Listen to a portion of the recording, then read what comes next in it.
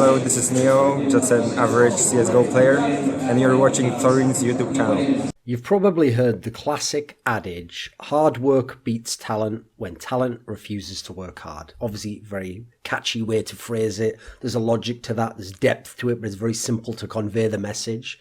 Because talent and hard work, as it says there, or I would call it dedication, are very different strengths. And the reason why I specifically refer to it as dedication rather than just hard work is obviously someone can work very, very hard at something and not necessarily improve. Maybe they do the same things over and over again, or they work on the wrong things, or they have a notion, a Protestant work ethic of, oh, I've just got to work hard for no reason whatsoever to improve. And therefore, as a result, it's just putting in the effort and it's not actually like focused improvement or singular vision towards something. So to me, dedication implies that you work hard, but it's also dedication. Like you're so dedicated to this craft that you're looking for every way to improve. You're doing every extra thing you can do to be better, to give your team a better chance to win. So I personally prefer talent and dedication rather than talent and hard work. Now, the thing is, they are such different strengths and they can lead to success as their own paths, but they're obviously not pure extremes. It's not one or the other. It's not an either or. It's more like a spectrum. And generally, not that many people are going to be at the best end of both, and most people aren't going to be at the worst end of both. Not least because if they're at the worst end of both, not very dedicated, not very talented, they're probably not going to ever make it as a pro player. You're never going to hear them. If they're at the other extreme, they're the most talented and the most dedicated, you're going to absolutely know who they are. You're going to know both those aspects. They're probably going to be the best player to ever play Counter-Strike. So one of the reasons why these are interesting, different strengths, though, and the fact that they don't always have to correlate. In fact, there's a connection that often they don't, interestingly enough, which is something we'll get into, is because obviously, as extremes, they can take you so far, but they can't necessarily take you the ultimate distance by themselves. So without any development, it's very unlikely that talent, no matter how prodigious, will actually even make it to the pro level. You've got to have some level of development, some level of dedication, hard work. Even the really great players we talk about, as I'll allude to in a moment, who maybe had problems with motivation or weren't the most dedicated, at least hit a certain threshold of hard work. And often early in their career, on the way up, they were dedicated, or they did do the hard work, or they were in love with the game enough and they hadn't been burned out by practice and so many tournaments that they could still practice. It's just later in their career, they'd hit a level of ability where they could dip in and out of the game, and then they kind of picked their spots to do so. Likewise, on the other end of the equation, despite the fact there's a million movies and stories and inspirational tales of people who make it from like the D League into the NBA for a few weeks and they hope they can get a contract and they have a couple of good games, and Jeremy Lin style scenario where, oh, maybe they could become a star player. They're such great guys. As much as you want to believe those stories, you've got to have the talent as well. These are competitive disciplines we're talking about. So without some talent, it really doesn't matter how dedicated you are. You could be the most dedicated, hardworking player in the world. If you don't have a certain threshold of talent, you also will probably never make it to the pro level. You could maybe get to the semi-pro level or low pro level. You're probably not going to make it much further than that, though. There's got to be some level of talent. And despite what people might think, even the players at the pro level who don't seem like they have very high skill level, the Tacos of the world, the MSLs, if you actually put them against semi-pros and you put them in a scenario where they weren't a support player or an in-game leader, they were just a normal player, they could play a fragging role. They could look pretty decent. They could look a lot better than they are now. And even their skill would look a lot higher because they'd be in better situations. They'd have more of the resources, more of the space created for them. And you'd see that they wouldn't be these sacrificial lambs, these bots that they sometimes appear to be in the game when we're watching them against the top 0.01% of players in the entire world at CSGO. But despite these two polarities, well, not necessarily polarities, but differing skills that can sometimes be polarities and sometimes seem to have an opposite and inverse relationship at times, they are an interesting lens to view pro players through. Because while, again, I don't want to make it these extremes, you do have players who clearly go one way or the other in their path to success. So in terms of dedication, in terms of that hard work to become one of the best of all time, you look at players like in the early days of CSGO and at the end of 1.6, Get Right is an obvious name that stands out. This is a player who, even when he was the best player in the world in, I think, times at the end of 1.6, definitely the beginning of CSGO, was working as hard or harder and was more dedicated than anyone else in all of Counter-Strike. He would put in the most hours. He would put in different varieties of hours. He would CSDM back in the days when a lot of pros didn't CSDM. He would watch demos. He would be watching other games of Counter-Strike that were on when his own team wasn't playing and he wasn't practicing. Just getting as much information as he can, working on his own game as much as he can, mastering his craft, and hence it doesn't surprise me that this guy put up a solid half a decade at the very peak of the game with extreme consistency. Then you've got to look at someone like coldzera. So he's a modern day example of this, because coldzera, we've heard these stories from Zeus and others teammates that even when he plays Pogs with his friends, he's playing as if it's a real game. He's taking situations as if it's a real game. He's not rushing because he can, or just owning people in a stupid fashion with a stupid gun. He's actually playing as if it's a real game, so that every moment of his life, he practices the way he wants to play in a big game. And you know what? He gets to a big game, and what do you know? He doesn't crack under the pressure. He has pure confidence in what he's going to do. He's not the most skilled player in the world, but he goes against the most skilled players in the world, and he wins, and he beats them, and he outperforms them. And where they might have higher ceilings than him sometimes, his consistency makes him that the slow and steady tortoise that wins the race, as opposed to that the hare that can run so fast but can't necessarily maintain that for the whole race. I mean, obviously in that scenario the hare actually chose not to, but that's going to lead to what we're saying. He chose not to work hard, chose not to be as dedicated and continue with the same focus, right? So these types of players, incredibly admirable players, because their path to success was through dedication. It was through hard work. It was through polishing their game. Now, there's differences even between those players. Like GetRight as a player, when he came up in 2007, 2008, was still a very talented player in the context of all the players in the world. Now, he wasn't going to be a top 10 player in terms of raw skill. He was never going to be like top 5 most talented players of all time. No. But he took good skill set, promising talent, and then he put so much dedication in that he superseded everyone practically. Certain players could be better for a while, or maybe over their whole careers, but there were times where no one could match his consistency for the latter years of 1.6. And despite what people may think, in the latter 2 to 3 years of CS 1.6, especially 2010, 2011, and the first half of 2012, GetRight was the better player on Fnatic and SK Gaming than Forest. Now, Forest is still the most popular. Forest had periods during that, 3 months, 6 months, where he was still very good. He could sometimes be one of the best players, but GetRight was the only one who was top 5 player in the world consistently the whole time, and at times might have gone to number 1, and was, for me, the MVP and the carry of that team oftentimes. Often the guy earning those MVPs. Now, when you look at these players, because of their hard work, because of this focus for the game, that's why when they succeed and dominate from polishing their games and perfecting their skill set and their style, you'll notice they have some of the most defined styles we've ever seen, that even the opponent knows what they're going to do, but the opponent can't always stop them if they execute. That shows mastery. That then tends to result that when they are on top and they are the best player or among the best players, their peak, as I mentioned with GetRight, is insane consistency. So we're looking at someone like coldzera. He was either the best or a top 3, top 4 player at worst for a solid 2-year span with different teammates, playing different opponents in different competitions, different metas, eras. Didn't matter. This guy just kept chugging along. No one else could really say that. You could maybe say it about Device. He's probably solid. But then again, was Device ever at the same height as coldzera? He's certainly around there. Like, he might have been a solid top 5, but was he ever number 1 as much? No, very briefly, perhaps. That's about it, you know.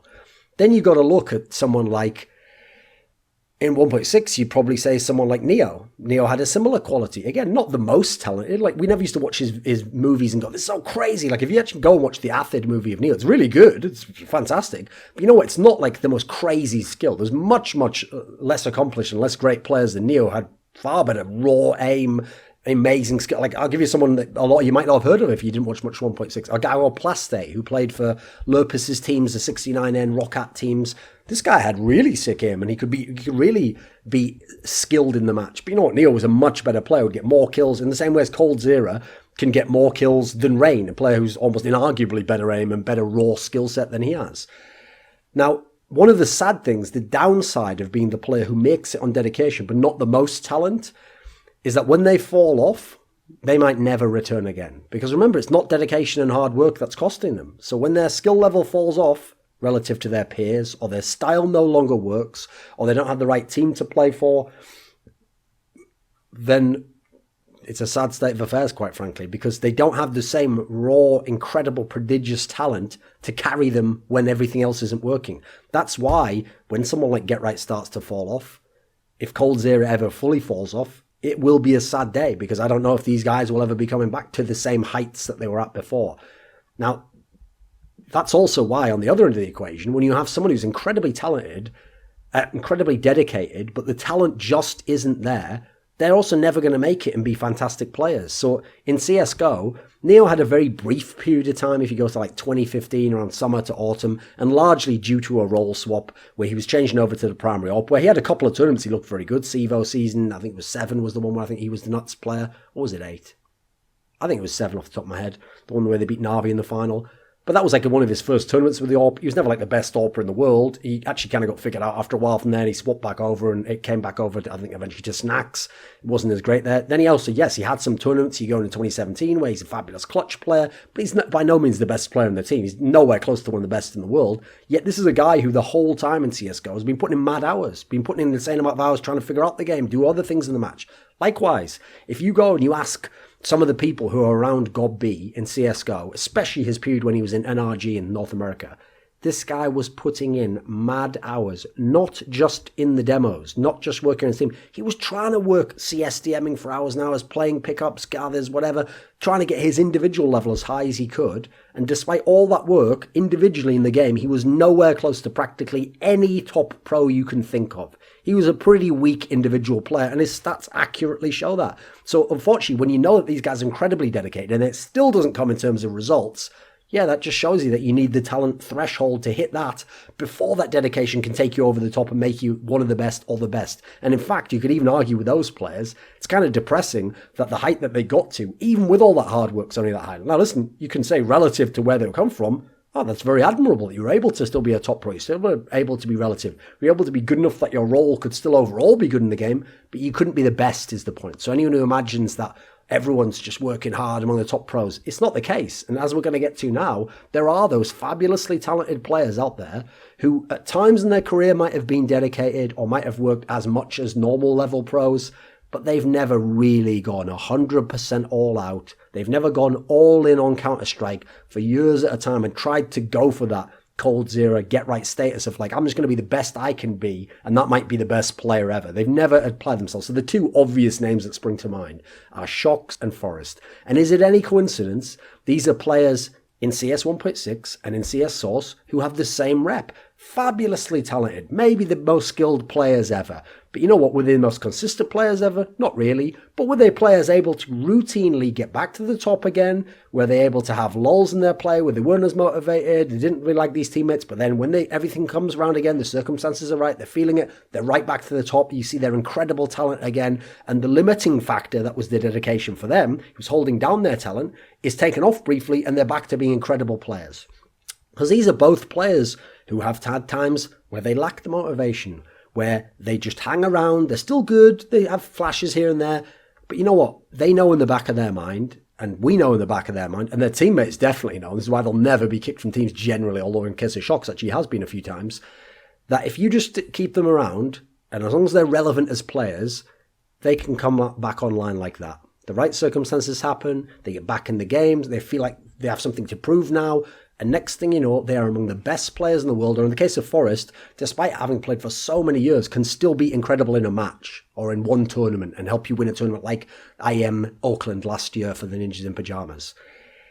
Now, as I mentioned, whereas the super dedicated player, but not the most talented, he showcases his skills by consistency. The super talented, but not as dedicated player showcases it by being able to get to the top, but then falling off and repeating. So it's like waves of the ocean, up and down, but they can keep returning to relevancy again, which is a very, very rare skill, because most players are either playing quite a lot, and this is just how good they are, or they're really, really dedicated and they don't have much more talent to show, and so they're also at a similar level, and that's why other people are vaguely fixed in their positions. You don't get to tend to see many people who go from like third best player in the world, 19th best player in the world, 4th best player in the world, 25th best player in the world. Someone like Shox can do that. Someone like Forrest can do that. The other people can't. We're just mere mortals, aren't we? So what's interesting, though, is just as it's sad when you see a player with great dedication like God B Neo and they just don't have the talent in this game to make it as an elite level pro and be absolutely fantastic and the star player, etc. You get the same scenario for the talented players where they've got talent and clearly if they developed it, there could be something really special there, but they don't really manage to do anything with it. Like they don't have the same drive to do something. They just don't activate themselves in the same way. And so when you're not an unbelievably talented player like a Shoxo Forest, that's going to end up where you think of Nico, the player NICO, the Danish player who was the All-Pro of Copenhagen Wolves, later on played in the Dignitas lineup with MSL, Pimp, AZ, Tensky, if you remember that one. Was also, after that, when he was kicked, was basically when they made Pimp become the All-Pro and famously that kind of capsized Pimp's career as a star player and then AZ went off to FaZe. Now, this player in early CSGO 2013 was one of the best AWPers we had in the whole game. You looked at his raw talent and the shots he was hitting. Now, he wasn't the most crazy AWPer. It wasn't like Guardian, but he was pretty consistent and his ability to hit AWP shots was pretty good. And you thought, right, with all these tactical players and really skilled players, because even back then, Denmark had a fantastic blooming kind of generation of talent. You thought, this guy's definitely going to be in among there. And so he was in Copenhagen Wolves. That team broke up in part, by the way, due to some of his own issues and motivation. Then along came the team, I've got it wrong, it was Western Wolves he was in. The Copenhagen Wolves team was the other team, the one that was the core of what later became Astralis. He then got in with that team at the end of the year. They gave him a try. They thought, right, this is the dream team of Denmark. They go to the next year. They kicked him out. He went to Dignitas. He went a bit downhill from there. Eventually, he was just gone from the scene. And he's tried coming back a few times, but he just never makes it back. This is a player who famously could only go a few months, it seemed, before he lost motivation and before he'd just be not practicing more, or he'd play only the scrims and the officials and the lands, but he wouldn't be practicing. And so this is how you know he's a fabulously talented player, because he wasn't putting in even the hours, the simple hours that you're supposed to as a pro, and he was still as good as some of the other top pros, and at one point in time, a very relevant player, and particularly before Denmark had its breakthrough with the really good Dignitas teams, the two players we were looking at in Denmark was we were looking at Nico and thinking he has to be one of these superstar lineups, and Device, obviously the burgeoning talent who still had yet to come online in terms of his personality and being more forceful as like a leader by example and wanting to take that mantle of the star player. I'd even say Kenny S is a pretty good example over the last couple of years. If people knew over the last 2.5 years how little raw practice and effort Kenny S has put into CSGO, you'd realise what a truly all-time great player he is.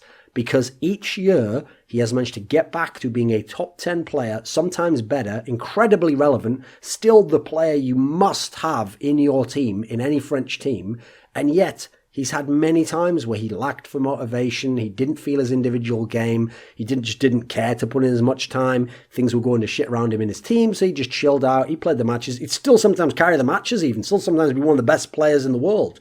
Didn't matter. The point I'm making here is if he'd have put in those hours, if he'd have had the get right cold zero mentality and his talent, holy shit, who could have held him back? It would have been like Titan Kenny S from late 2014, early 2015. The guy could have dominated the whole game. It really was possible. So when you look at relative to him, well, he massively underachieved. What a waste of time. You look relative to everyone else, he still looks like one of the best players in the world. You go, wow, amazing that an AWPer could even still be so good in this era. If people only knew, right? Now, one of the reasons I bring up this talent element and the fact that the dedication factor can be a limiter is a lot of people out there, because there are players who've worked very hard and become pros or become good pros, want to believe that like talent's very negligible or skill's very negligible and it's more hard work that develops it, and therefore however good you are is how much you've developed that. But first of all, from knowing a lot of pros over the years, and then just knowing even in massive sports where even like an average pro is making like $7 million a year, I can tell you that you see this talent hard work divide often among these sports. And again, there doesn't tend to be as much of a connection between the two. It tends to be that if you're very talented, you don't work as hard because you don't need to. It tends to be that if you're not as talented, you have to work harder to get up to par and be relevant, or to take your skills from just mediocre to being good. There tends to be those two classes generally of people that you can divide people in. There's not as many that are either exceptional or super shit, or even in the middle as much. There's some in the middle. That makes up a lot of pros. Obviously, they put in some hard work. They've got some talent. I guess that makes up most. But you have these extremes, certainly even at the top pro sports level. And the point I want to make is this destroys the myth that it's just hard work that makes people the best. I mean, I remember when Simple was having that unbelievable tournament at Star Series Season 4, not the one that they just won now, the one before that, where they almost won 2-0 Na'Vi in the final over Now Sports. They'd already beaten FaZe previously in the tournament and Astralis. So at this point in time, you look at that insane performance, and Henry S Henry G said it on the commentary, something along the lines of like, this guy is so incredible, like, no, you'll never be as good as this guy, or something along those lines. And people got mad at it, and they were like, hey, you shouldn't say that, like, he worked incredibly hard, which Simple did. Simple is one of the most dedicated players. But I'll tell you what, that level of dedication, I know from some of the other players I've mentioned already, would not be enough to get you to where he is now. He put in the max hours, and then he also had the max talent you could ever have. And that's one of the points, is that dynamic, because it's so rare that both qualities are there, is something that's quite interesting. Because I often used to say, just wistfully, and in a sense naively, because I was always aware of the other points and caveats I'm going to give, that, you know what, if Get Right, this is the way I would describe the difference to some people who weren't familiar with the concept. I said, if Get Right had Forrest's aim, he would have basically been impossible to play against. Likewise, if Coldzera now had Simple's aim, how could you ever beat him? The master of clutches, perfect style of play for his skill set, amazing at all his spots, incredible consistency. If you then gave them the skill ceiling that goes to the top, you'd think this is it, it's game over for everyone, they can't do anything.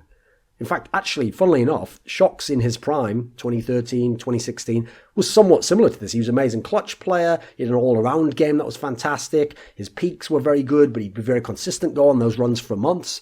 But you know what? Shox had his own motivation that would hold him back in that respect as well. So even he didn't truly fulfill on that, because he didn't do it for the years and years as the Coldzera and Get Rights of the world did in a row. He would come back from time to time. Now, in this scenario, though, is that even fair for the Get Right Forrest comparison? Because actually, to be honest, knowing Get Right's personality and who he is, that's a big part of what took him from just good pro, or pro with some potential, to one of the best pros, if not the best pro at certain points in his history, was that he didn't have the most insane aim. He didn't have the most ridiculous ability to just sit down and just play insanely well. So I actually think that's what made him a workhorse. That's what instilled in him. Because I remember when he was at a championship level already in 1.6, winning massive tournaments, winning majors, he was at the point where he would literally think, right, if I win the tournament, I've got to practice a lot because I've got to stay on top. I've got to keep my skills sharp. And if I lose the tournament, I've got to do what it takes. Is there something more I can do to win? Can I put in more effort to win? There was once a game, you could ask Lopez about this, where Get Right legit dropped 30 plus. He lost an incredibly close overtime game. I think it was to the Poles. I think it was E-Star Seoul. And afterwards, he was so despondent because he was thinking about one round where he'd like fucked up a clutch. And he was like, if I do that, win that round, we win the game. It's like, it didn't matter that so many other players on his team shit the bed or didn't have as good a game or they just didn't show up to, I mean, by the way, Forrest wasn't carrying in this match. Get Right just saw that he could maybe have done something better or something different in the game, and that is what he was focused on. That's what he was thinking about. He wasn't thinking about what someone else should have done or could have done, because you know what? That wasn't relevant to him. His path to greatness was fix this little thing here. Maybe next time the same thing plays out, but I'm the champion next time. That's a mentality that's very hard to instill and to develop, and I don't know if he would have had that if he'd have just been born with insane talent for games. Like, Forrest can literally play almost any game and very quickly pick it up and be fabulous at it. Not many humans are like that. Not even very many top pros I've met in most games are like that. There's very, very few I've ever seen with that kind of raw ability. Maybe like Forgiven, Nanawa. By the way, you'll notice a lot of the people with kind of a bit of a fiery attitude, because in life itself, they haven't had to learn the social skills because they're so fabulously talented. People are just telling them all the time, oh, you're just so amazing and everything. Oh, we'll put up with all this shit. It's interesting how that works, eh? Then you've got to look at the fact that just as the player who doesn't have the mad skills develops that workhorse mentality, then you look at the super skilled players. I also can't blame them as much. Yes, I'd like it if they gave up everything from their life to be the best at the game. Yes, I'd like it if they put in the maximum effort to do it.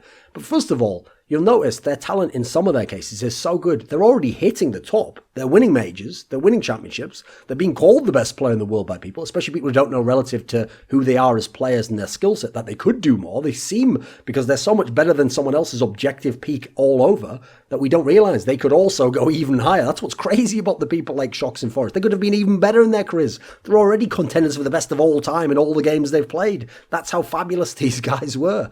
But their raw ability and the fact that they got to that level without putting in the maximum effort possible means, yeah, they've rested on their laurels at times, because to them, skill's just something that's there. The game comes to them easily. If they start to drop off a bit, yeah, they notice and they go, yeah, you know what? I've had my time off. I've had my breather. I've enjoyed my life. You know, I've played a few tournaments. It's time to win now, right? I'm focused. I'm going to come back. And what do you know? They get back to the top again.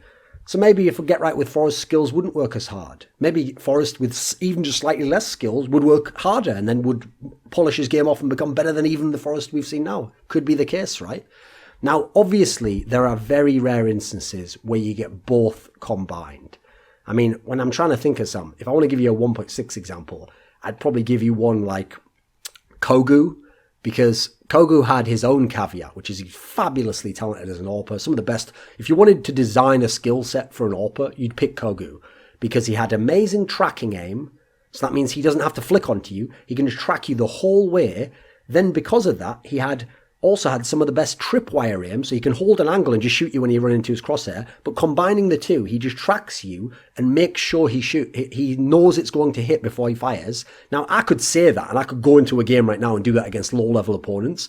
Problem is, if I take that style, and I don't have the perfect tracking aim of Kogu, or the same ability to hit every shot, if I try doing that against pros, even the guy who just shoots loads of fast, flicky, Hen 1 styles, Henny, that guy's going to wreck me because I'm just going to take too long to do the shot. So he had the perfect speed to be able to do that. And if he needed to, he could hit the crazy flick shots as well. He just had that. That was like in the back of his bag. He was in his bag with all the tracking aim, and they just pull that out anytime he needed to. So, and he could no-scope like a motherfucker. But one of the hardest workers ever. Worked incredibly hard in Brazil, would come to these boot camps, these legendary stories where they'd come to Inferno Online in Sweden, and he'd just tell the owner of the Inferno Online, because he'd be like, yeah, I'm going to lock up now and go home, guys. And then they'd just tell him, just lock me in here. And then he'd get locked in the cafe overnight, and he'd just play DM for 7 hours on Swedish servers with 5 ping, getting his skills to max level, so when he goes to the tournament the next week, he's at the same level as all the European players who play in those conditions all year round. So you could say in his case, maybe what forged that is, hey, you know what? The guy came from such impoverished circumstances in terms of resources to be the best Counter-Strike player, that when he got those few chances to be as dedicated and then have the same practice level, he put in the hours to do that. And then who knows, maybe the breather of not being able to do it all the time meant that he didn't have to display the same dedication. I don't know what he was doing back in Brazil. Actually, I noticed most of these players with both the conditions of being super talented and super dedicated have a little flaw, but sometimes it's outside of the game or it's in the circumstances of their life that pushed them to the next level. So an example in CSGO I would give of someone I think who definitely fits the bill, probably the best ever for this, is Simple. Because this guy, go back and read my article, I'll put it in the description box below, from 2015. This is a guy who already looked like he had this raw skill to be the best player to ever play Counter-Strike. But his dedication was good. Later years, and the guy's unbelievable. His streaming hours, his number of raw practice hours, like the amount he's playing with his team. He, at the moment, is the most skilled player and the most dedicated. And you know what? As a result, he is a country mile ahead of every other motherfucker in this game, including coldzera. Now, why do you think coldzera, even at the end of last year, can't get to the level Simple can? Because he doesn't have the raw talent to. It's not coldzera's fault. He's an overachiever. He's done the best he can. When Simple combines the talent and the hard work / dedication, he's going to be ahead of everyone. Likewise, similar for Nico. This is a guy where it might not show as much because his personality is more like, he seems like he's just the super skilled player because of how nutty his aim is. And he seems like, if you see his party attitude, like he's a guy who's not trying as much. But first of all, you would have never heard of this guy if he wasn't super dedicated to the game, because he comes from fucking Bosnia. Who's going to take a chance on a guy I'd never heard of with just good skills but doesn't practice? No, he had to put in mad hours. He had to be the fucking in-game leader of Mousesports, learn how to in-game lead while learning to be a top pro at the professional level. Then he's a guy where you look at his skill set. If you know how low that guy's sensitivity is, why does he never have to do a mad flick 180? Because he's never out of position. He's always in position. He's always got his crosshair perfectly trained. And then on top of that, he's got some of the nuttiest first bullet instant flick shot aim we've ever seen. And so you combine that all together, yes, he might have some issues in big games. I wouldn't say he chokes outright, but he has issues where he doesn't always perform to his level or he gets in his own head. But he has the skill set and the overall game to be the best player ever. He's absolutely unbelievable. I even told him this after he lost the major. I said, if you want to, you can win every single major from here on out. That's the point. You've got to change the mindset and not be like, oh, I blew my chance. A guy like that can have as many chances as he wants. That's how unbelievably good he is. But what are the two circumstances for Simple and Nico that might have pushed them in a sense that they developed both? Simple was on the outs. Until he got into Na'Vi, he was just never going to be allowed to be in a top CIS team. He was having to go elsewhere with his talents. Then you get to now, he was in the top CIS team, but that's collapsed around him in Na'Vi. He doesn't have the help with him, so he has to keep developing his skill set, like the Get Right example, to do more as far as he can himself, so he gets to the most unbelievable level. And now when his teammates come online, now he's got a chance to win. You look at Nico, again, comes from the middle of nowhere, has to prove himself just to get out of this bad situation and get to a place where we can even see him play. Then has to be an in-game leader to be relevant. Then has to do a player transfer to a team and helped build a team that at the time had never won a tournament, FaZe Clan, into a champion and battle the Astralises, the SK Gamings of the world, the Virtus Pros of the world. This guy's had to put in insane amounts of work because he's had all these hurdles and pitfalls before him that other players wouldn't have if they just came from Sweden and had his talent level, came from Denmark and had his talent level, came from the USA and had his talent level, quite frankly. I think you see many US players from North America who don't have the same drive and mentality, and therefore their skill sets lay somewhat idle. So one of the interesting things is, if you actually look in sports, you also do get amazing examples, usually the best players ever, who combine the two, and you know what? They usually have a caveat as well. So I would say one of the best examples in the last 20 years of dedication, it's got to be Kobe Bryant. Might have put in more hours in the gym and studying film than any player in his generation and ever in any sport. That's the level this guy's gone to.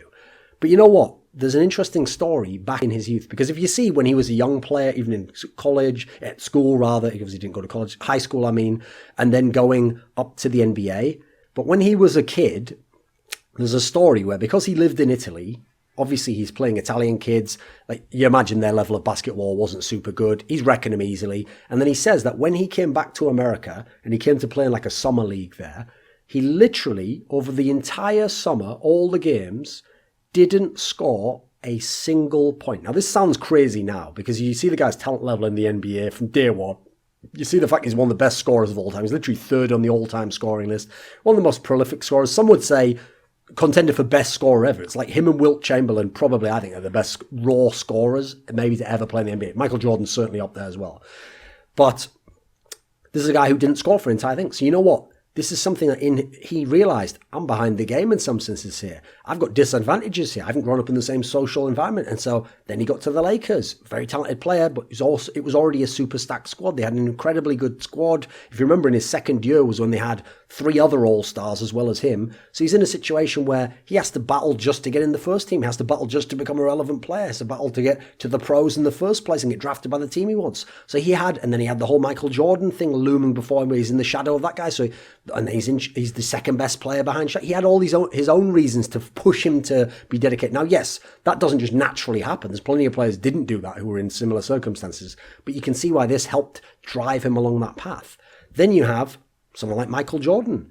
One of the things people might not know about Michael Jordan, because a lot of players and people who've heard of him now only know the guy lifting all the trophies and hitting the game-winning shot over Brian Russell, and then maybe the guy who came back at the Wizards or whatever. They only remember championship Michael Jordan. What they don't remember is the beginning Michael Jordan to come in the NBA, where he was coming in and he had mad raw athleticism, and he was an all-right shooter, but he wasn't a fantastic shooter. He was mainly slasher, going to the basket as much as he could. At this point in time, other NBA pros looked at him and saw his endorsements and saw the hype he was getting and saw that he's just getting to look good on a bad team. And you know what? There was a lot of haters, not just among fans and press even. They even used to say, you'll never win the championship as a scoring leader, because that's not what scoring leaders used to be able to do back then, especially shooting guard position is not the position you want to have your by far the best player from in the NBA. So there was all these haters from him. Other peers, famously when he got frozen out of the All-Star game, basically fucking with this guy, trying to be haters and steal the guy's shine. He had to prove himself to them. And then he proved himself more than that. And then he proved that, you know what, you could be a scoring champion. You could win the championship every year if you wanted to. And you know what, people haven't won 3 titles in a row since the Celtics. I'll just go ahead and do that. Oh, what's that? I'll do that again. Even though now you're saying I'm too old, I'm 35, I'm 36. Oh, Scottie Pippen's back's too busted up. He always had these ways to motivate himself to get that fire back. Finally, if I give you an example of Roger Federer, a lot of people won't know this because he's now known as like one of the best sportsmen in terms of sportsmanship. Obviously one of the greatest players ever, one of the nicest guys. That's why he's been able to market his imaging way beyond the levels that a tennis player should, because tennis is never going to be like the NFL. Part of the reason why is because in his younger days, he was a fabulously talented player who was undisciplined. Both on the court, used to go for some ridiculous shots, and so as a result, he'd lose in match play, where tactics are a big element of it. And then also, you saw that he's undisciplined in terms of emotions, and so his emotions could take over him and wreck him in the game. He'd smash rackets, he'd get angry, he'd get upset, be crying all the time, etc. That's why it took him actually many years before he started to win Grand Slams, before he went super deep in them. But when he did, once he got it all lined up, he had the dedication, the discipline, and the hard work. The guy went through the roof, best player ever, 20 Grand Slams, unbelievable stats across pretty much every single metric you could measure a tennis player. So talent and dedication. We wish they both existed in every great player. They don't always, which is one of the things I think is compelling and makes it interesting, but they're quite an interesting lens to try and view people through and then model their career and where they came from. Because it's not just about how good you are, it's about how good you are relative to how good you could be and what makes you that good. How did you get that good? This video was supported by Dean Tanglis, Gardner Wilson, Andreas Snazore Westerlund, Alex Adams, Mikkel Hansen, Bash, Daniel Yordanov, Yordan Tsenkov, TTMXMP, VeXii, HawpT, Robert Baxter, Travis Greb, and a special thanks to Jerky's Minion. Do you want to get teasers for my upcoming work? Find out who's coming next, what topics are being discussed? Do you want to suggest a topic or a guest to appear on one of my shows or in one of my videos? Would you like to ask a question in my monthly Patreon AMA, or perhaps even discuss esports as part of a discussion show I run on a monthly basis? Donators can also discuss the topics expounded upon in my videos with me and the other patrons on our Patreon page. All of this and more at the Patreon link below.